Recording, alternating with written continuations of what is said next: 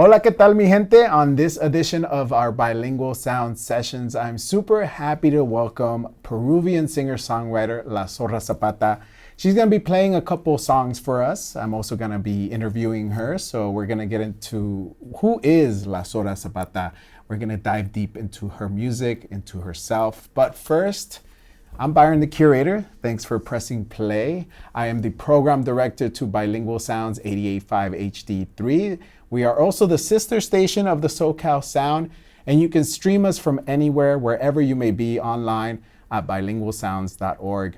Bilingual Sounds is a public radio station that strives to showcase music from around the world, as well as showcasing artists that are here in Southern California. These sessions, because we are a public radio station, they can't be possible without your support. If you haven't supported us, you can support us with a subscribe down below. Just hit the subscribe button. You can also hit a like on this video or leave us a heart emoji in the comments below. But otherwise, you press play, so thank you so much. So yeah, without further ado, I am super happy to welcome the Peruvian singer-songwriter La Zorra Zapata. ¿Cómo estás? ¡Sí! Muy bien, feliz de estar aquí. Igualmente, un placer de tenerte aquí. I've been listening to your music ever since you released your debut album, La Zorra Zapata, back in 2020. So I've been hooked ever since. Thank you so much. That was great. Yeah, great. How are you? How are you enjoying LA? I hear this is your first time here. Yeah, it is my first time here. We finished the tour on Sunday, so I'm very released about finish the whole thing. It was great. And yeah, I'm starting to enjoy LA. Nice. Starting because like on Sunday I was still on a work mood, you know. I get it. Yeah, so yesterday and today I'm starting to be like just like a regular person enjoying LA. Cool. Do you have anything on your tourist bucket list for your visit? I know it sounds a bit cliche, but I want to see the Hollywood sign because you know it's like it's on my mind. Yeah. And yeah, I just want to eat taquitos, drink some tin, go to the beach, you know. That's awesome. Enjoy. But yeah, so now I have you here and you're right in front of me and there's no screen in front of us. Yeah, finally, I mean, I did get to know your music in the pandemic, so there was no way to meet each other anyway. Yeah.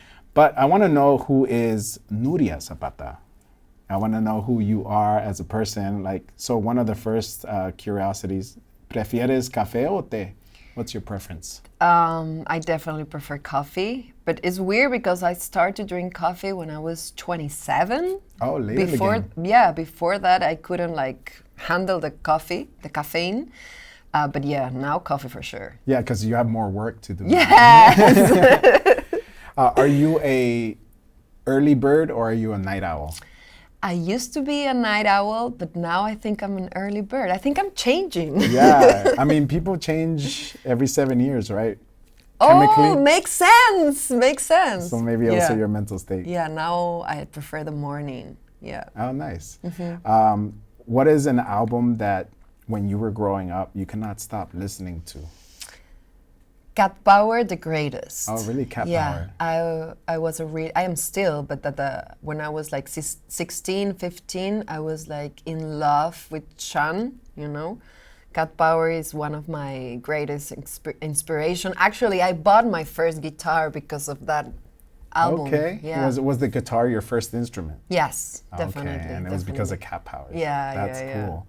Well, what was the first artist that you got to go see live? I mean, I think Los Enanitos Verdes. Really? When I was 10, you know. That's really cool. Yeah, my father took me to a concert when I was little.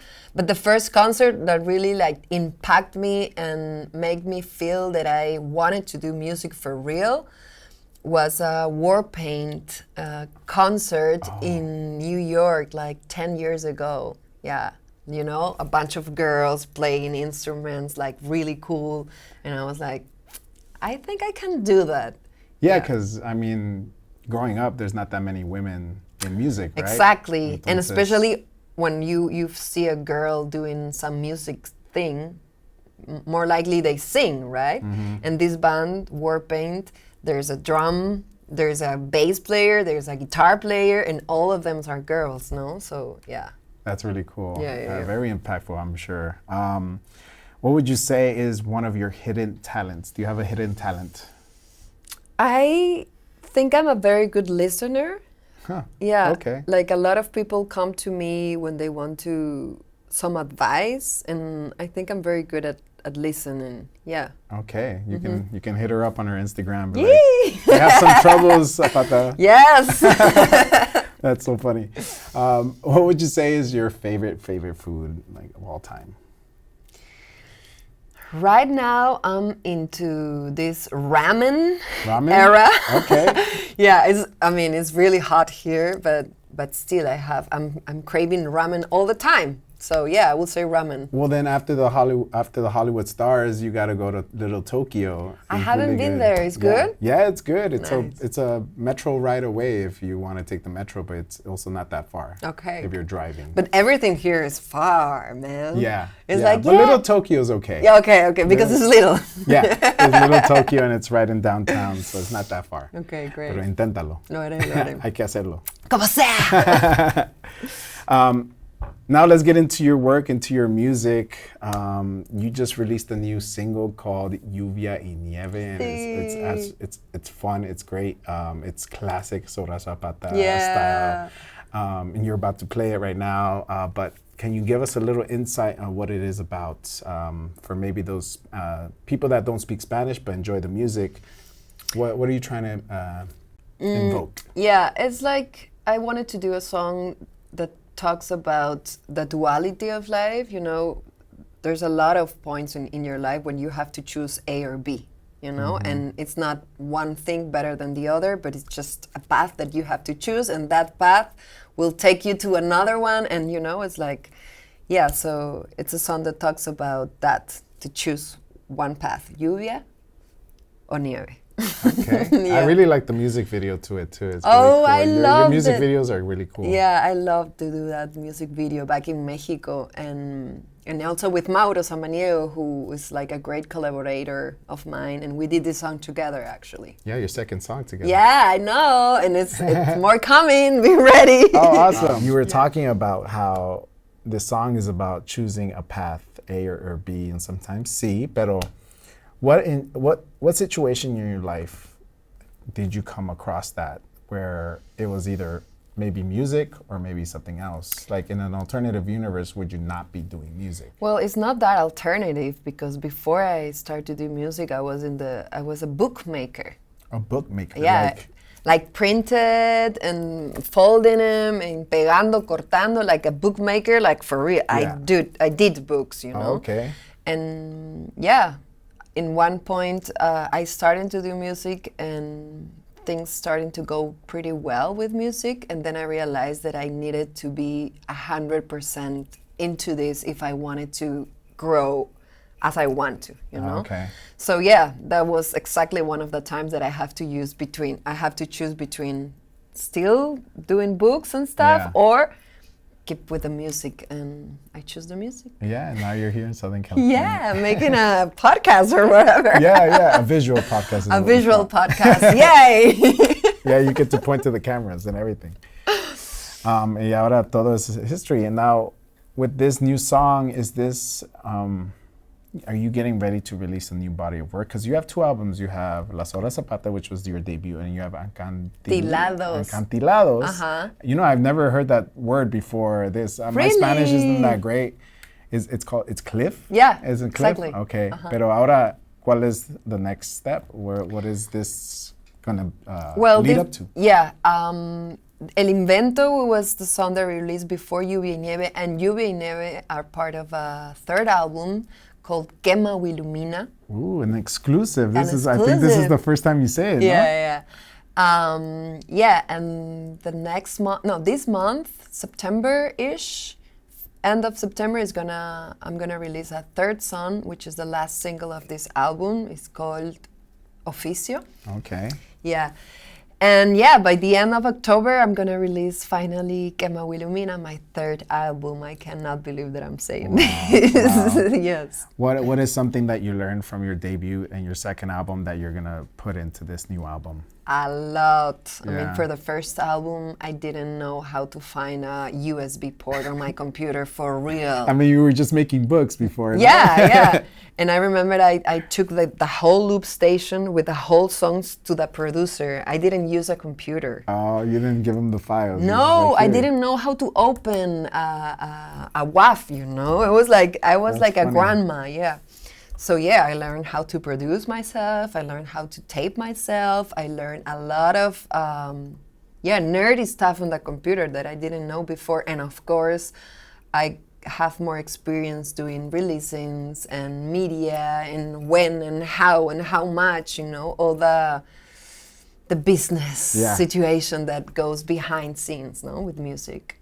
That's cool. Wow. Yeah. So this next one is gonna be hasta más fuerte. Hopefully, Yeah, I think mean, so. If Lluvia, if El Invento is something to say, then I think, yeah, it's going to Yeah. be another classic Sora Zapata. Yeah, I album. think it's a little bit more like, I don't want to say weird, but I like weird. yeah, but I think it's a bit more weird. Actually, I have this is a really exclusive, but I have an intro and outro for that album that it's just, ¿cómo se dice cuando no tiene vocals? It's just instrumental. Instrumental. Yeah, so I did 2 tracks with that, without producer, just by myself. Yeah, so it's a bit more electronic, a Super bit cool. more weird. Let's see how it goes. Yeah, well, good luck. Let's get into the next song you recorded for us. This one's El Golpe. Now, what is this one? Is this... This is pandemic, 100% pandemic. And a curious thing to say about this song is that the chorus, Un golpe del alba en las flores, me abandona ebria de nada. It's a poem from an Argentinian poet, Alejandra Pizarnik, which is one of my favorites poet. And yeah, it's a nice song. I really like it. Well, yeah.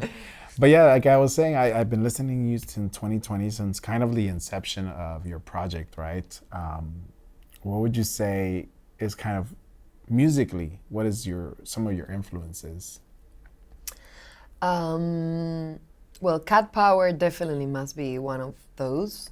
I really like Radiohead, but who isn't influenced by Radiohead at this point, right? But I also am a very fan of salsa music. Okay. Like, it's kind of hidden in my songs, but if you pay attention and you like salsa, you're gonna realize that I have some upbeats, you know, some like asincopados rhythms that I use in my songs that I think it comes from salsa because I am a truly fan of salsa music. Yeah, a mix of everything, I think. I do, when people do tell me, or like when I'm telling people about your music, guys, like, think of her as like an indie Juana Molina. So Yeah. I was like kind of expecting for the Juana Molina thing. Yeah, but the Juana Molina, I mean, yeah. Well, Juana Molina is also one of my great inspiration, I have to say. I saw her in a show and she was using a loop station. And I was already kind of familiar with that pedal board. But when I saw her use it, using that pedal specifically, I was like, okay, I'm gonna get that loop. And I got it. Okay, there Yeah. we go. Y quiero hablar un poco sobre tu colaboración with Mauro. He himself, I listened to his music too. He's so good. Yeah, I And know. I didn't realize that you have worked together in the past. How did that come together? How did you know that you were like sonically similar? We didn't know, actually. He says, we have to confirm this, but he says that he knew my music before I reached him. But the story that I had from my side is that I saw him singing a song in a story from Alejandro y Maria Laura, which is a band from Peru.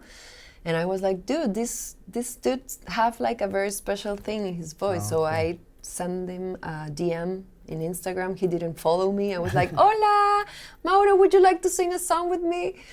And I sent him Acantilados, and it was great. And after that, we realized that we are like kind of like we knew from another life. So Okay, yeah. so it clicked really it fast. clicked really fast. I went to Ecuador to do a tour. He came to Peru. Oh, that's cool. We play in Mexico, and yeah, actually, this September 4 is Mauro is gonna release a song that has me. Oh, it's not the opposite. Yeah. Al fin. Al fin, yeah, que pague el ecuatoriano. Sí, that's funny. That's funny. I'm curious. I mean, I didn't grow up in Peru, but like, how did living and growing up in Peru affect you musically? Well, I think it has a direct influence, no? Like I said, I like salsa a lot, and in Peru we dance salsa a lot. Okay. Like all of my quinceañeros and parties when I was a teenager, I was, I don't know, dancing Hector Lavoe, no? And we also have a very good folklore music, a Peruvian folklore music that also I think it's inspired me, no? And another thing that doesn't it doesn't have a relation to music is like growing up in South America, you have to really work and fight for your spot and to, you know, and so I think growing up there make me like kind of fearless, like I have to do it anyway, anyhow, you know. So yeah, it's not easy, but it made me the artist that I am right now. Yeah, it makes you stronger, and you think of creative ways to overcome challenges. Exactly. I mean, you couldn't even put the thing in the USB.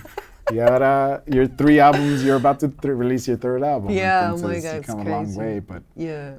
growing up in Peru and knowing that has helped you in so many ways. Yeah, yeah. That's really beautiful. It's a bright side. Yeah. No, it has its dark side, but this is the bright one. Yeah, and now you're here in Southern California Yeah. again, under the sun.